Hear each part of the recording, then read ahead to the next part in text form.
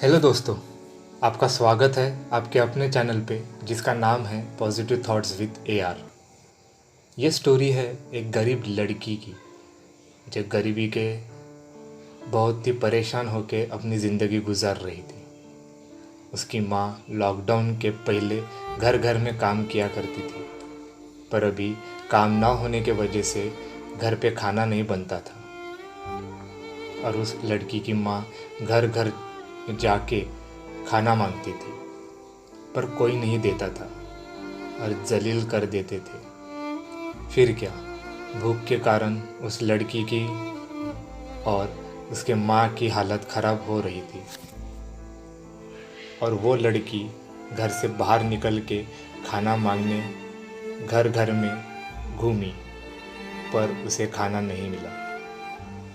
तो उस रोड पर कुछ खाना पड़ा हुआ मिला, तो वो खाना उठाकर घर के तरफ लौट रही थी। जैसे ही घर पहुंची, वो अपने माँ को आवाज़ दे रही थी, पर उसकी माँ आवाज़ ही नहीं सुन रही थी।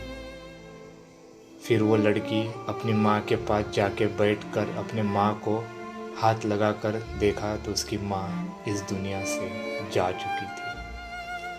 पर वो लड़की मान ही नहीं रही थी कि उसकी माँ इस दुनिया से जा चुकी है।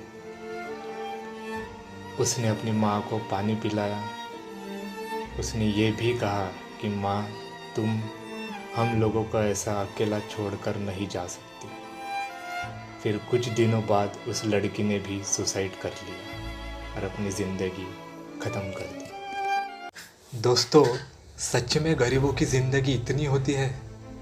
जन्म होते ही घर फुटपाथ पर, वहाँ से निकले कि खाना रोड पर का, और भूख के कारण मौत। बस इतनी ज़िंदगी है एक गरीब की। एक दारू की बोतल होम डिलीवरी कर सकते हैं, पर इन गरीबों के घर 2 टाइम का खाना डिलीवर नहीं हो सकता। एक सिगरेट पीने के लिए बहुत सारे पैसे खर्च कर सकते हैं, पर कोई गरीब किसी के घर दरवाजे पर आकर खाना मांगता है तो नहीं दे सकते। पता है दोस्तों, आज ऐसी हालत है कि अगर तंबाकू आज 100 का भी बिक रहा होगा ना, तभी भी लोग खरीदेंगे, पर गरीब को खाना नहीं देंगे।